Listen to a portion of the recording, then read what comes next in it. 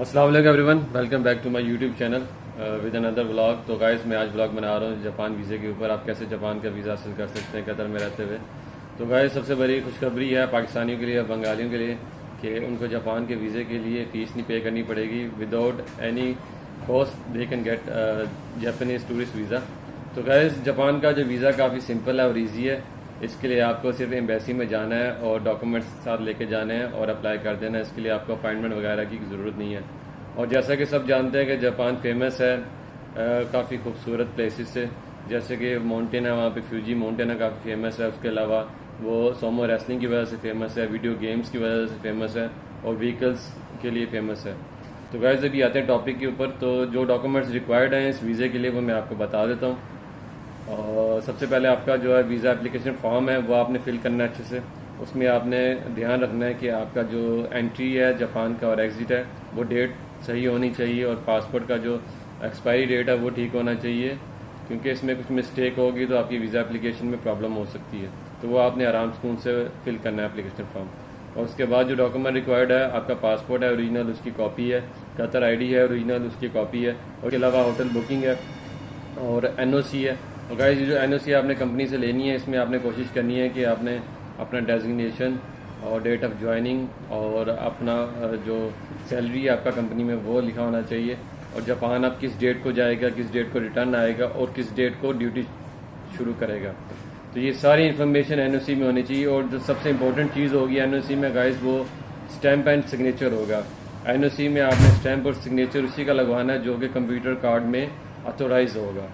ये आपने याद रखना है। ये नहीं है कि आपने एचआर से साइन करवा लिया या मैनेजर से साइन करवा लिया लेकिन उसका नाम और सिग्नेचर कंप्यूटर कार्ड में नहीं है, तो वो एक्सेप्टेबल नहीं होगा एम्बेसी में।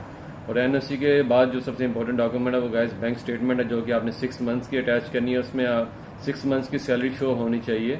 अदरवाइज अगर आपकी 5 सैलरीज हैं, 4 सैलरीज हैं, तो आप 7-8 महीने की बैंक स्टेटमेंट साथ अटैच कर सकते हैं।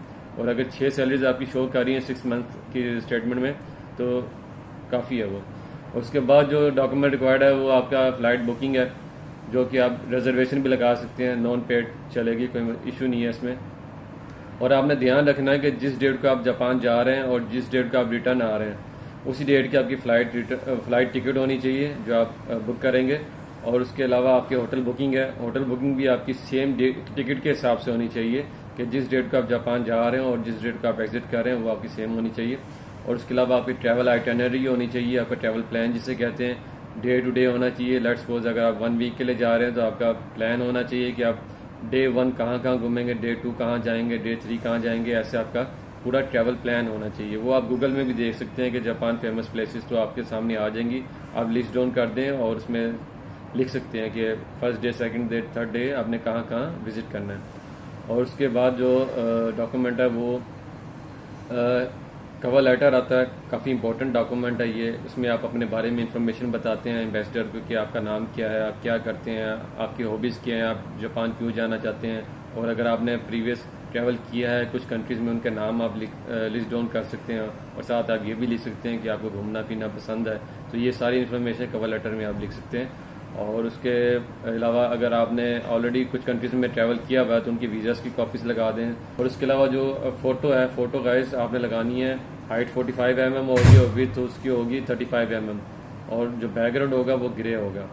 तो इसका जो वीज़ा फ़ीस है मैं आपको अभी दोबारा बता देता हूँ कि जो बांग्लादेशी पाकिस्तानी उनके लिए तो फ्री है, जो इंडियंस हैं उनके लिए 22 रियाल है, और जो अदर नेशनल्स हैं उनके लिए 79 रियाल है। तो गाइस ये सिंपल सा प्रोसेस है, आप खुद अप्लाई कर सकते हैं, किसी भी एजेंट की ज़रूरत नहीं है। और इसका जो रिप्लाई है एम्बेसी से वीज़ा एप्लीकेशन सबमिट होने के बाद में भी विद इन 1 वीक आपका वीज़ा इशूड हो जाता है। और आई होप कि ये वीडियो आपके लिए काफ़ी हेल्पफुल होगी। तो मेरे चैनल को लाजमी सब्सक्राइब करिएगा, वीडियो को लाइक करिएगा और कमेंट्स करिएगा। अगर कुछ डाउट्स आए तो इंशाल्लाह मैं आपकी हेल्प ज़रूर करूँगा, और ये वीडियोस आगे भी लोगों को शेयर करिएगा। तो मिलते हैं आपको नेक्स्ट किसी अच्छे से ब्लॉग में, तब तक अपना ख्याल रखिएगा। अल्लाह हाफिज़, टेक केयर, बाय।